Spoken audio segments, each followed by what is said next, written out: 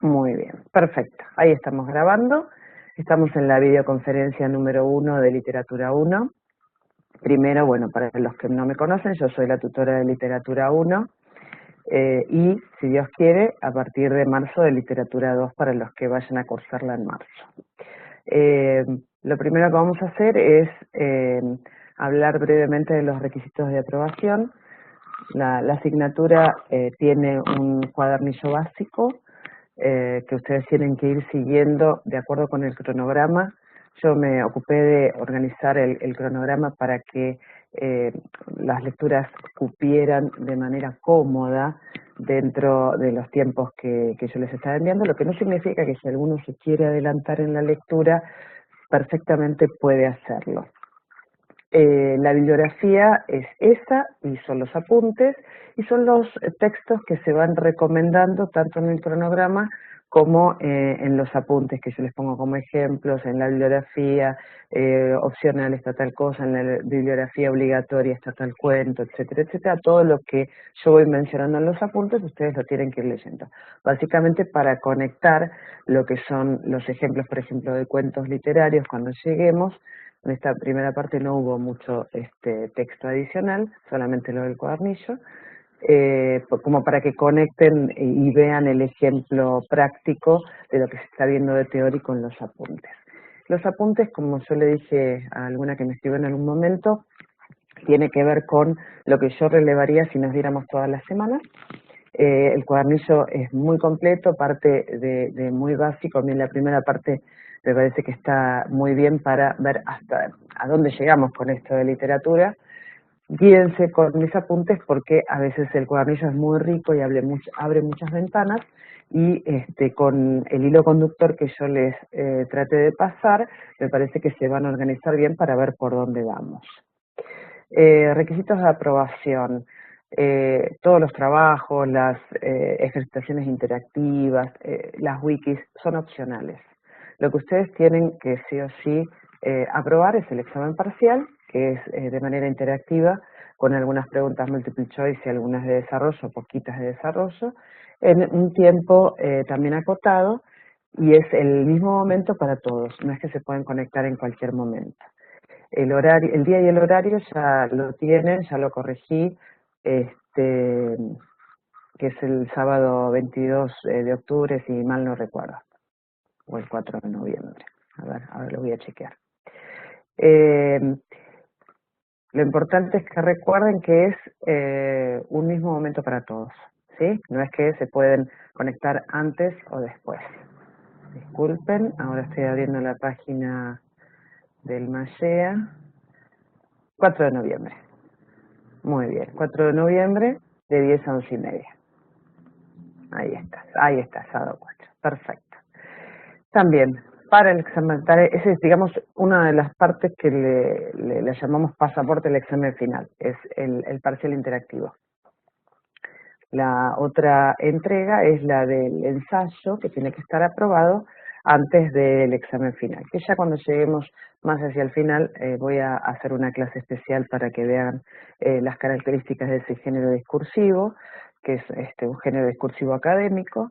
La idea es que haya una progresión en la escritura, es decir, en literatura 1 hacer el ensayo, en literatura 2 hacer una breve monografía, con vistas a que cuando ustedes pasen al tercer año ya tengan, digamos, el aprestamiento de algunas cuestiones mínimas de la escritura académica.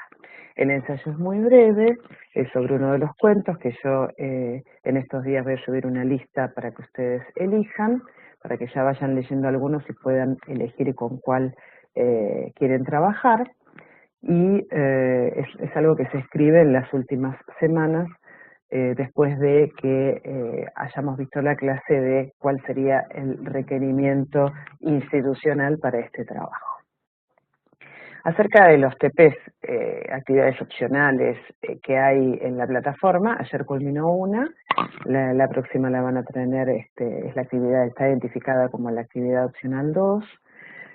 Traten cuando envían el trabajo, suben en la plataforma el trabajo, de dejarle el nombre original y poner al final el apellido de ustedes, si no lo hago yo, pero bueno, es un pedido de ayuda como para agilizar mi trabajo.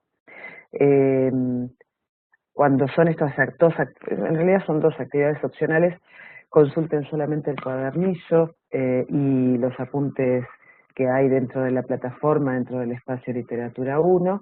A lo que me refiero es que no acudan a la web, no acudan a páginas poco confiables. Y si de todas maneras deciden hacerlo, es importante que atribuyan de dónde viene eso, porque se insiste mucho, tanto en el ensayo como en las actividades opcionales, como en el parcial, como en la monografía cuando lleguen a literatura 2, que todo esté atribuido, que sea realmente de la cosecha de ustedes, de una lectura del material, y si hay algo que es absolutamente textual, que se ponga, entre comillas, se atribuya la fuente de la que fue sacado. Lo mismo con las consultas a compañeros, traten siempre que este sea un recorrido personal, por supuesto la ayuda, la cooperación entre compañeros puede existir, pero básicamente que no haya copias, lo digo por experiencias previas, ¿no? En cuanto a los foros son para que ustedes hagan las consultas que necesiten. Ahí está entrando Flavia. Hola Flavia. Especialmente las que pueden ser dudas generales, ¿no? Dudas en cuanto a la bibliografía, algo que no quedó demasiado claro, algo que en los apuntes no les quedó claro. Es una manera de socializar el aprendizaje. Ustedes ponen una consulta en el foro y yo la respondo para todos. Cuando es otro tipo de consulta más personal, algo que, no sé, les faltó en cuanto a las fechas o alguna cuestión personal acerca de que les surge, no sé, les surge el tema de que vivo lejos y no sé cómo voy a dar el final, eso no es para los foros, sino para una consulta personal que pueden hacer por medio de el mensaje privado de la plataforma o también enviarme un correo a la dirección de correo que figura ahí en la plataforma en mi perfil. Traten de no abrir temas nuevos, salvo cuando sea absolutamente necesario, para que todos después cuando acudan al foro puedan encontrar los temas de manera más clara y de manera más rápida, ¿no? Porque el foro tiene que ser también una herramienta. A distancia todo lo que ustedes van viendo son herramientas que les sirven para seguir la asignatura. Hay muchos de ustedes que hacen algunas materias presenciales y yo los veo y me pueden consultar y me pueden preguntar en algún pasillo, y hay otros que físicamente eso les es imposible porque viven muy lejos.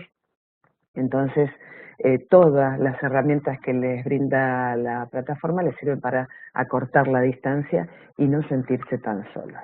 Esa es la idea, ¿no? Estar presentes aún en la distancia. Ese es uno de mis lemas.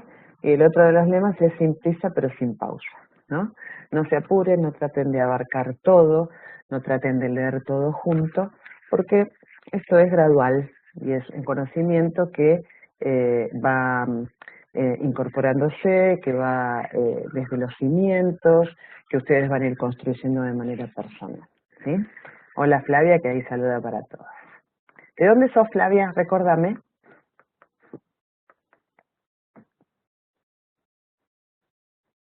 Pamela Ortiz en privado. Primero, Pame, trata de fijarte si el volumen de tu computadora está fuerte, está intenso, está alto, y ahora te voy a mostrar, como mostré al inicio, esto es lo que ves en tu pantalla, y esto es lo que tiene que estar conectado, ¿sí? Para que vos me escuches tiene que estar todo en celeste, no solo con las líneas en celeste, sino con todo relleno de color celeste. Después, para que tus mensajes, Pamela, estén para todos, fíjate la flecha roja, cuando vos pones arriba chat, arriba tenés algo que se llama chat, acá, ¿sí? Bueno, ¿ves dónde está la flecha roja? Hay un botón que dice el nombre de cada uno de tus compañeros y el mío, y vos tenés que pulsar donde dice a todos para que eso llegue para todos, para que los mensajes los vean todos. Muy bien, objetivo de la clase. A ver si alguno más conectó La cámara. Silvia es la única valiente. Muy bien. Objetivo de la clase. ¿Vamos hasta acá? ¿Alguna duda? ¿Alguna pregunta? Listo, Pame. Ahora fíjate que estás con los enviando los mensajes, tenés que enviar a todos. ¿Ves la flecha roja, Pame? Hay un pequeño botón que te despliega todo. Si vos pulsás ahí, te despliega todos los nombres de tus compañeros y el mío. Ah, ahí está, muy bien. Y se viene a poner esto de la flecha roja. Bueno, vamos hasta acá. ¿Alguna duda? Hasta ahora lo único que hicimos fue hablar sobre la asignatura, la bibliografía, los requisitos de aprobación.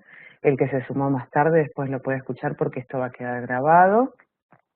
Alguna recomendación sobre los foros.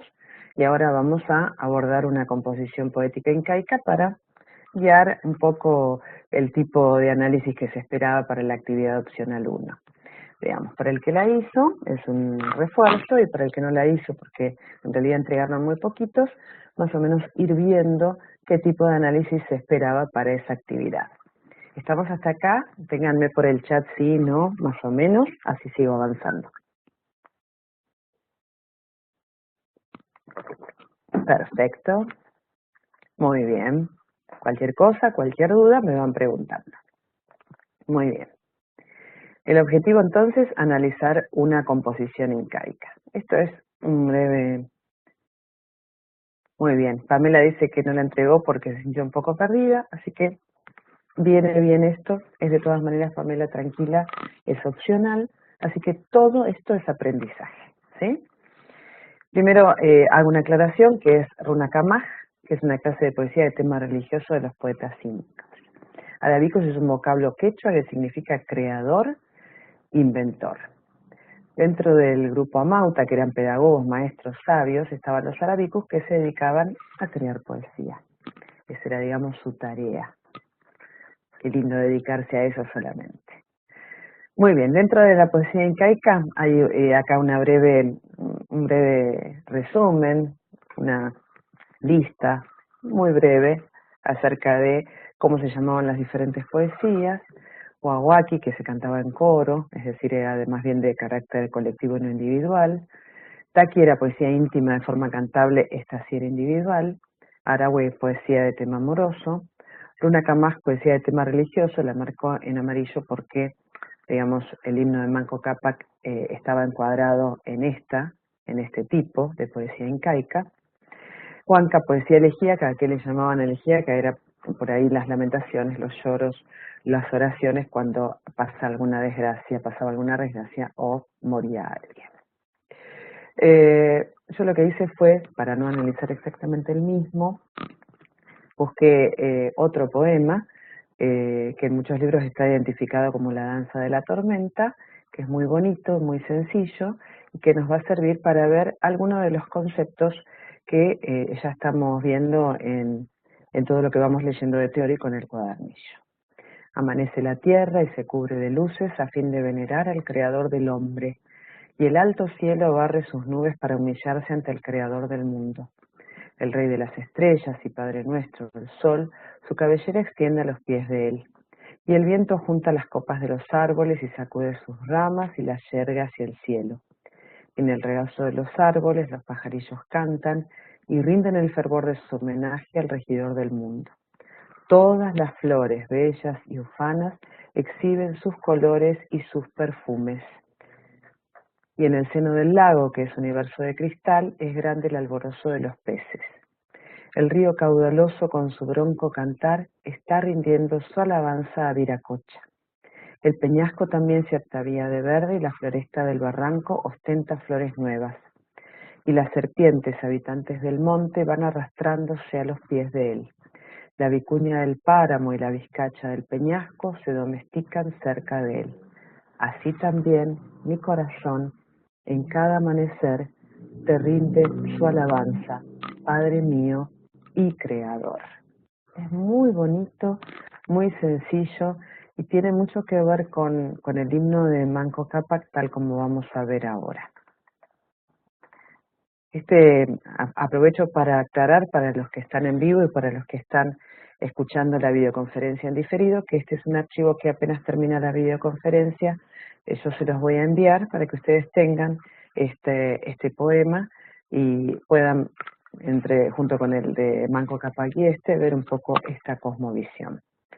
Porque para el pueblo inca la poesía era una manifestación de importancia, ya que se encontraba presente en gran parte de sus actividades sociales. Arabicus encargados de transmitir literatura popular, vinculada a los sentimientos del hombre inca, en momentos de alegría o de tristeza, de devoción religiosa, especialmente estos dos encuadrados ahí, de labores agrícolas o de expresión amorosa. Estos intérpretes representaban sus versos con participación del público y muchas veces con el acompañamiento de música o danza. Entonces las características que ustedes tienen que recordar son que la poesía era anónima y oral, agrarista colectiva, agrarista es en relación con el campo, musicalidad y danza, es decir, va más allá de la mera palabra, ¿no? Panteísmo cosmogónico religioso y espíritu animista. El panteísmo, es decir, el universo, la naturaleza y Dios son lo mismo, y la cosmogonía es la ciencia que estudia el desarrollo del universo. Entonces todo se explicaba a partir del universo, de la naturaleza y de Dios, que era como una unidad. Y el espíritu animista es justamente que todo tiene alma, todo tiene espíritu. Entonces fíjense cómo la naturaleza ahí se relaciona mucho con la divinidad. ¿Cómo es que en ese momento pueden redactar? Y porque todas las culturas tienen esa manifestación, Flavia. Es decir, los hombres de todas las culturas han expresado a través de las herramientas que tuvieron a su alcance la alabanza hacia su creador, o el amor, o la pena, o el llanto por la pérdida de una cosecha, o la pérdida de un ser querido. La importancia de esto es que pudo, a pesar de haber sido una literatura oral, pudo ser recolectada, pudo ser transmitida, ¿no? Y eso se lo debemos, bueno, en gran parte a algunos colonizadores que se ocuparon de esto, alguna parte, digamos, dentro de lo que fue lo negativo de la conquista, ¿no? Que se haya podido de alguna manera llegar a recolectar esto, que es tan bello además, tan sencillo y tan bello. Igualmente lo de las metáforas y anáforas y eso, bueno, eso es algo que estudiamos después. A ellos les surge naturalmente, ¿no? Era parte de ese quehacer literario que tenían los arábicos. Yo acá les puse una pequeña imagen para que vean que es muy conocida. No sé si la vieron alguna.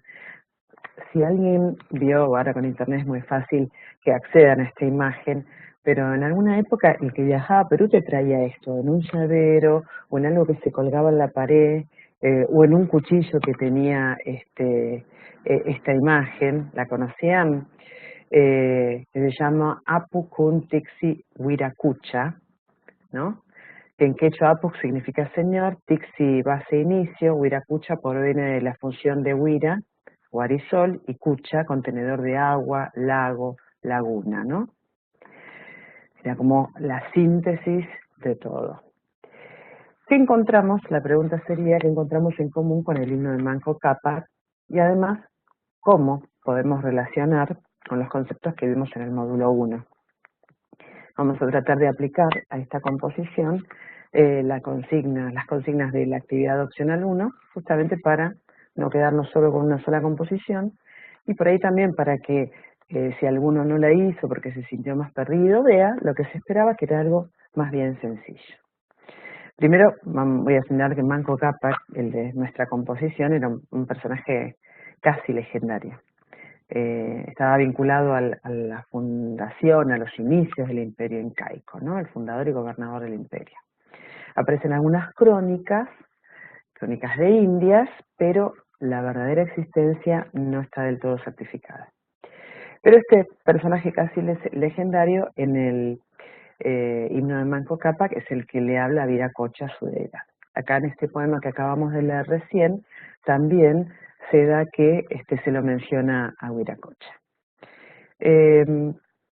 Primero, el concepto, se les pedía, por ejemplo, el concepto de cultura integrada y homogénea de los pueblos totémicos, ¿no? Que se reflejaba en el poema. tanto en el de Manco Cápac como en este que acabamos de leer, que es La danza de la tormenta. Primero podemos hablar de una cultura porque, según el cuadernillo, según lo teórico que estamos viendo, desde el momento en que el hombre vive en sociedad y tiene lenguaje, ya posee cultura. Y esto ciertamente se aplica al pueblo incaico. Y un poco vuelvo a lo que decía Flavia, ¿no? Cómo puede ser que escriban así, ¿no? Porque es parte de su cultura, ¿sí?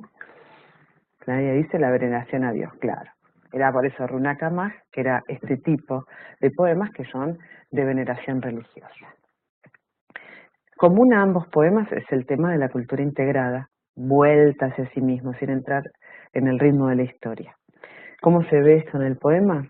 Primero porque está enfocado en la presencia de Viracocha, Huiracocha, o con, incluso en algunos lugares está escrito con H, Huiracocha. Pasa esto porque es una transcripción de la fonética, ¿no? Huiracocha, el Dios supremo, el creador del hombre, que es del plano celestial.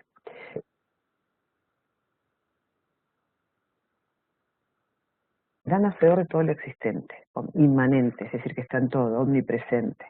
Congrega a todas las demás deidades, fuente de la vida y creador de los hombres. En muchas composiciones también religiosas se ve la interacción entre Huiracocha y la Pachamama, ¿no?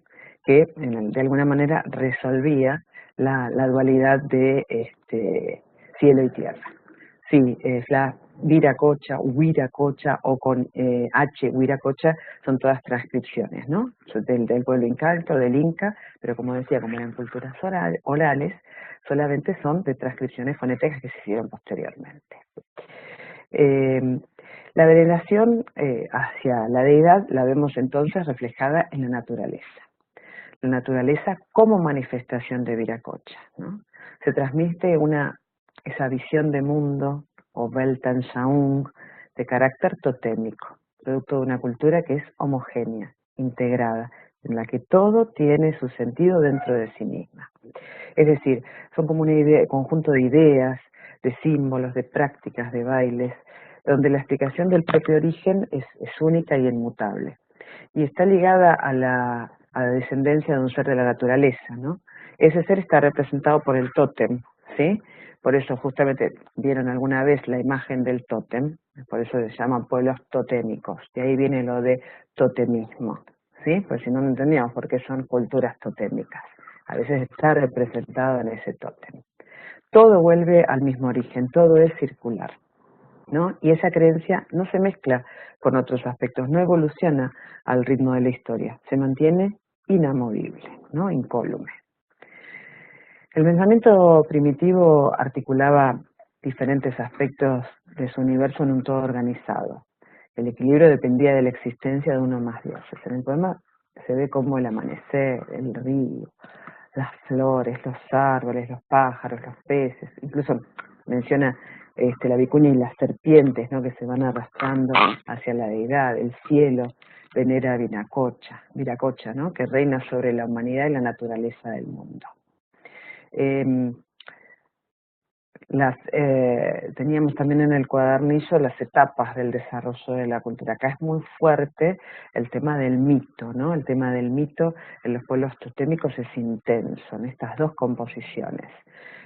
Podemos ver, ¿no? Esas etapas, ¿se acuerdan? Eran mito, expresión, filosofía, ciencia y técnica, ¿no?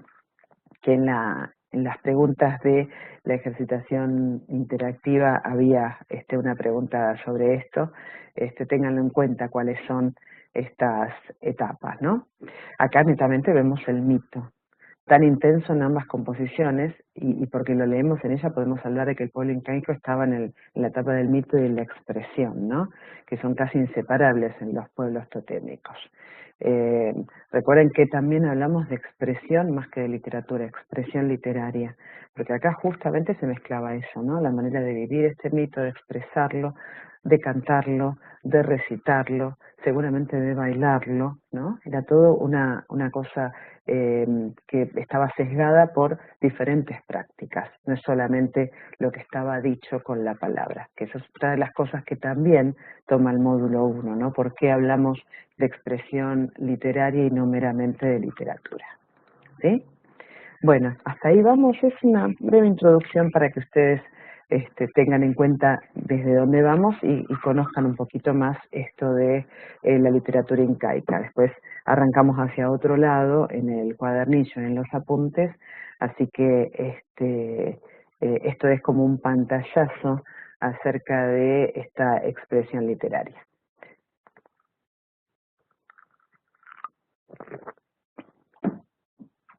Bueno, y ahora te quedó un poquito más claro. Fla dice que le costó entender la diferencia entre literatura y expresión literaria.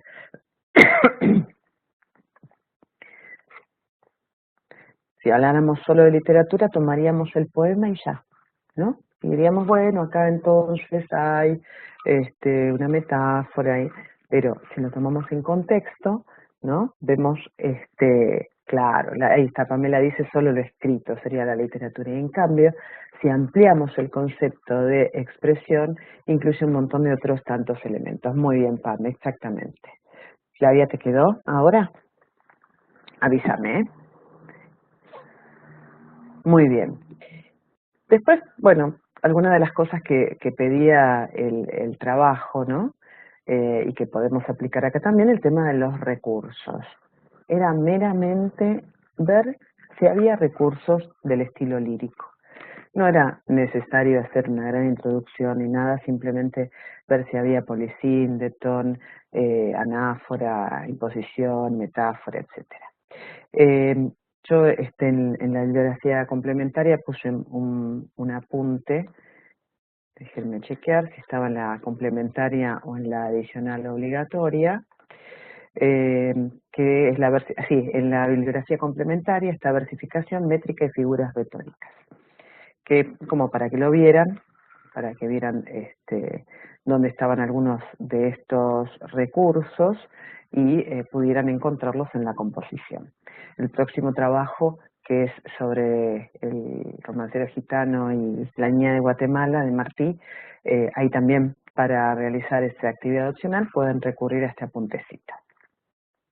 Acá el recurso más frecuente es la personificación, o sea, el río caudaloso, con su bronco cantar, dice, como si el río cantara, el río rinde su alabanza, los pajarillos rinden fervor, el viento se humilla, el peñasco se atavía, es decir, se viste, ¿no? Metáfora creo que hay una sola, el lago es universo de cristal. La metáfora era la identificación de dos elementos que tienen algo en común sin el nexo como, ¿no? Si aparece el nexo como, es una comparación. Si no aparece la identificación neta entre los dos elementos, se trata de una metáfora. Flavia se desconectó, pero ahora volvió, muy bien. Literaria, bien, sí, me di cuenta, Sil, yo creo que te lo marqué en tu trabajo, en la posición, espera que ubico el de Manco Cápac, creo que decía Viracocha, parte de una metáfora era, a ver, espera que lo busco, no, a ver, ahí vamos de poco. Primero, Sil me dice, no, le costó encontrar en la de Manco Cápac la figura literaria de aposición. Y ahora lo voy a leer, porque estamos con el poema 2 y entonces es necesario por ahí ver dónde estaba la aposición en la de Manco Cápac.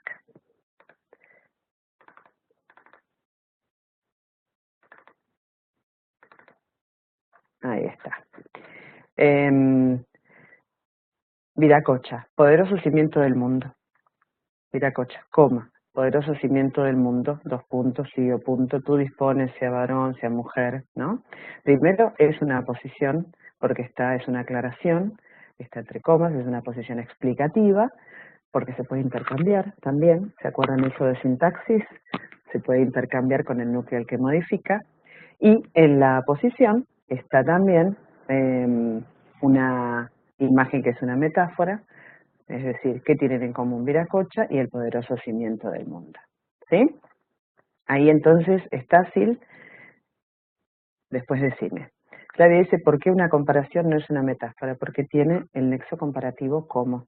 En la comparación aparece el cómo o el cuál, ¿no? El cielo, cuál, el mar, cuál espejo del cielo, ¿sí? El mar como espejo del cielo, eso es una comparación. En cambio, si decimos el lago es espejo del cielo, hay una identificación directa, a eso se llama metáfora. Incluso algunos textos se llaman metáfora impura porque tiene los dos elementos.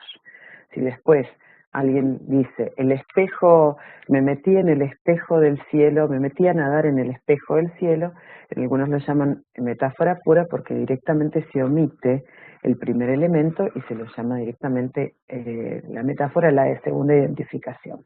¿Sí? Flavia dice, al principio estaba, Iracocha.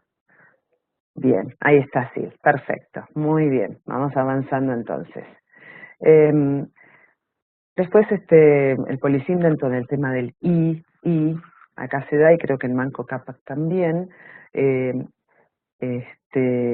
da entonces que se repite mucho el nexo coordinante y, eso es polisíndeton, cuando no aparece y se da, en realidad se suplanta la I por una coma, se llama asíndeton.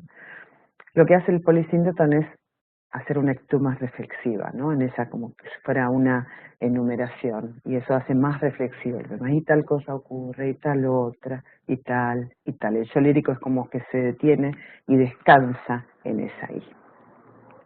Después, bueno, están los recursos de adjetivación abundante, que hay en toda la composición, ¿no? Y hay incluso lo que se llama una sinécdoque, que es la parte por el todo, ¿no? Mi corazón te rinde su alabanza.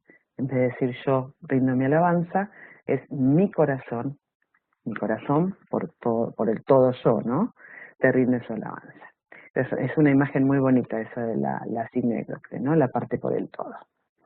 Después fíjense si hay otros ejemplos en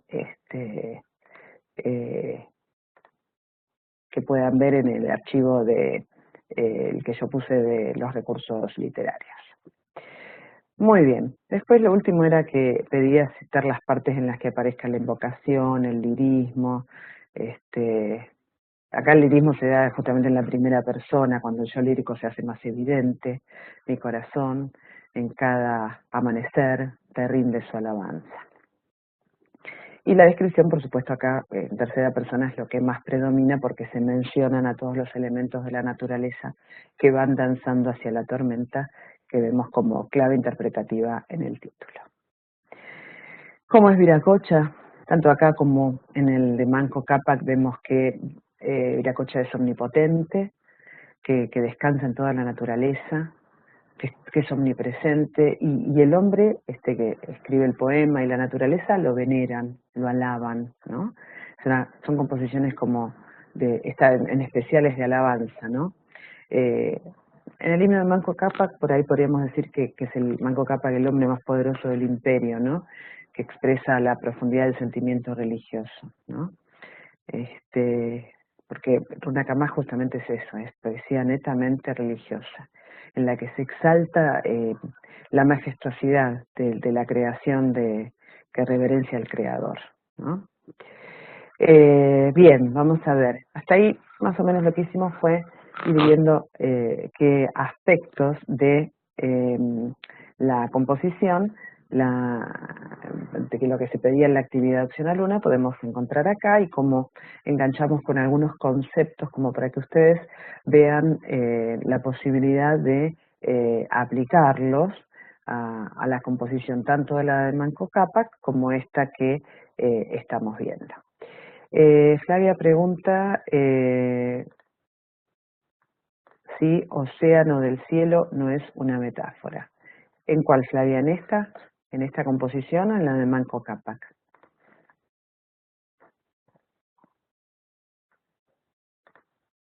Sí, sí, ya la vi. Sí, océano del cielo. Ahí están los dos elementos, ¿no? El cielo, como si fuera un océano. Ahí tenemos la identificación entre ambos elementos. ¿Sí? Bueno, ahí está, bien, perfecto.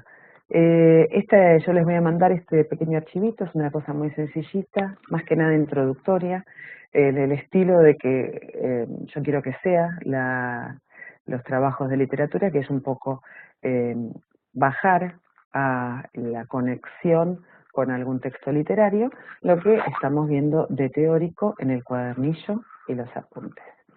Yo después se los envío por el foro para que todos lo tengan, incluso los que están escuchando en diferido la clase.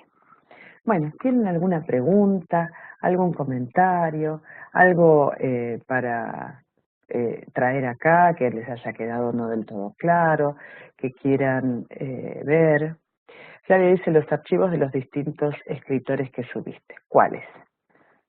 Los de la bibliografía complementaria,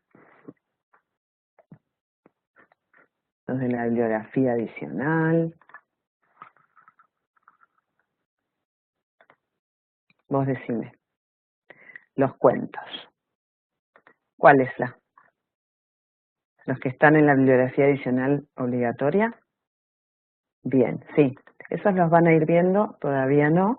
Están porque están dentro de una carpeta, pero ustedes tienen que ir siguiendo el cronograma y viendo dónde aparecen. ¿Por qué? ¿A qué te referís si son autores importantes?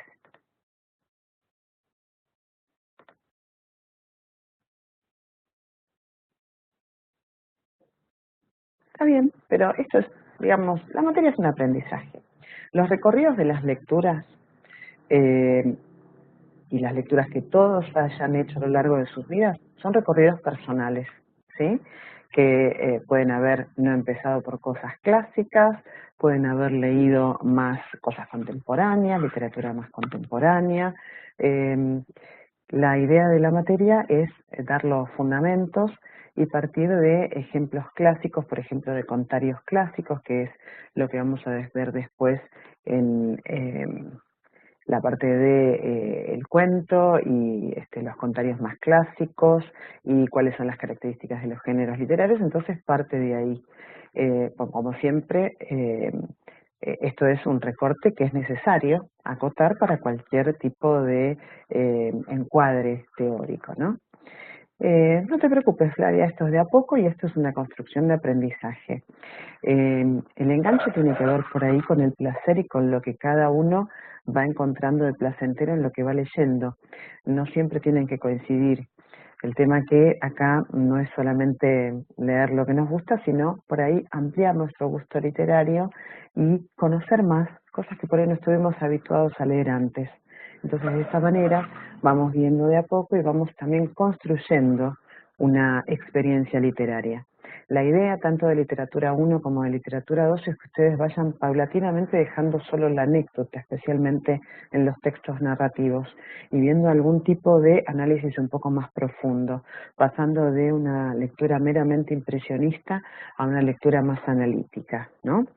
Ver los sentidos que están desparramados en ese banquete que es la literatura. Entonces, la idea entonces es que ustedes vayan dejando de ser lectores ingenuos. Algunos por ello no lo son, otros sí, porque justamente lo que tratamos de literatura es equilibrar, ¿no? E ir armando un recorrido literario. Por eso se parte de esto que es la literatura precolombina. ¿Sí? ¿Alguna otra duda, pregunta? Los escucho, los leo.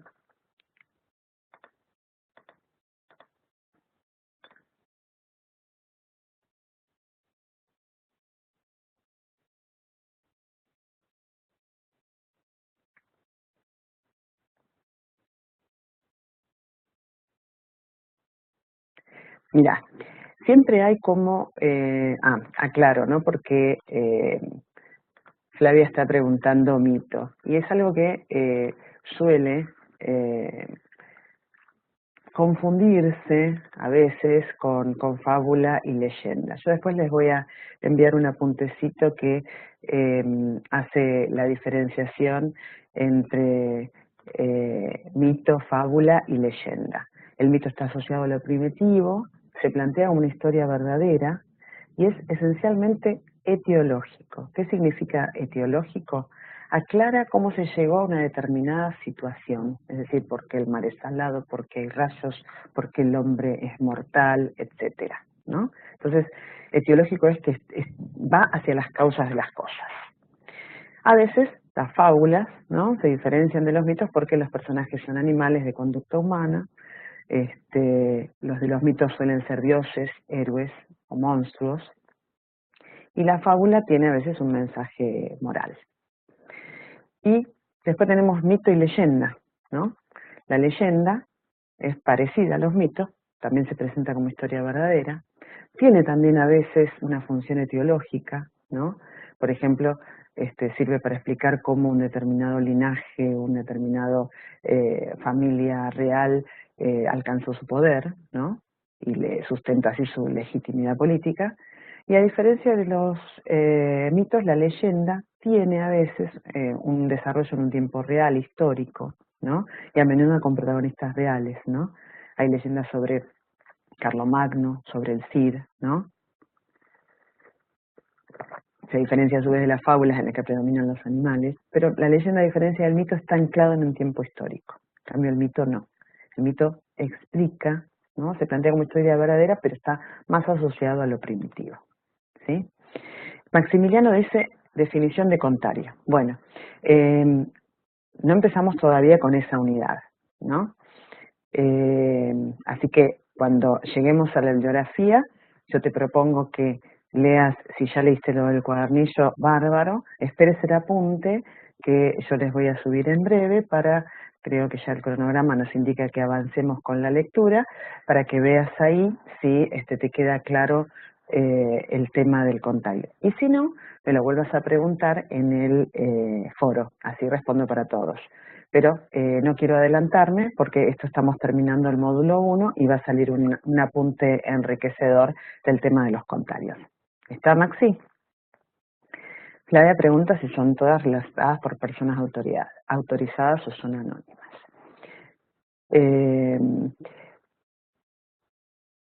Digamos, la mayoría de todas estas leyendas, fábulas, mitos, ¿sí?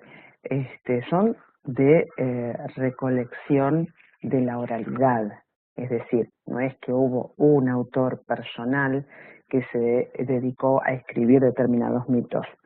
Se fue transmitiendo de generación en generación, a veces dentro de una misma cultura, y a veces un mito recorre varias culturas.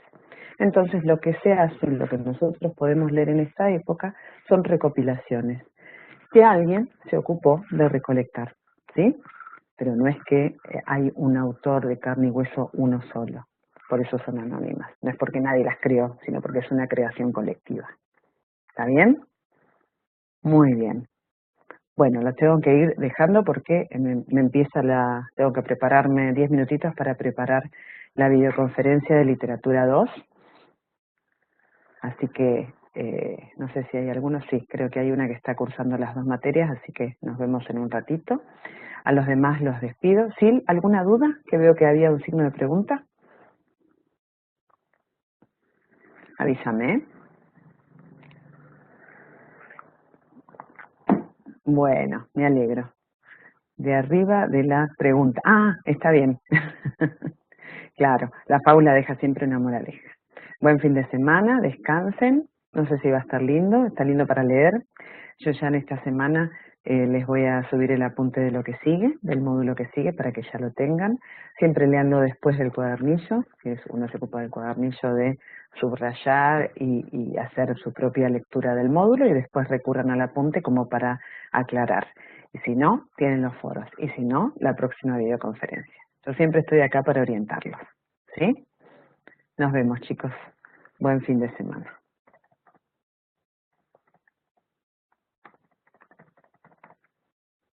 A ustedes por venir, gracias.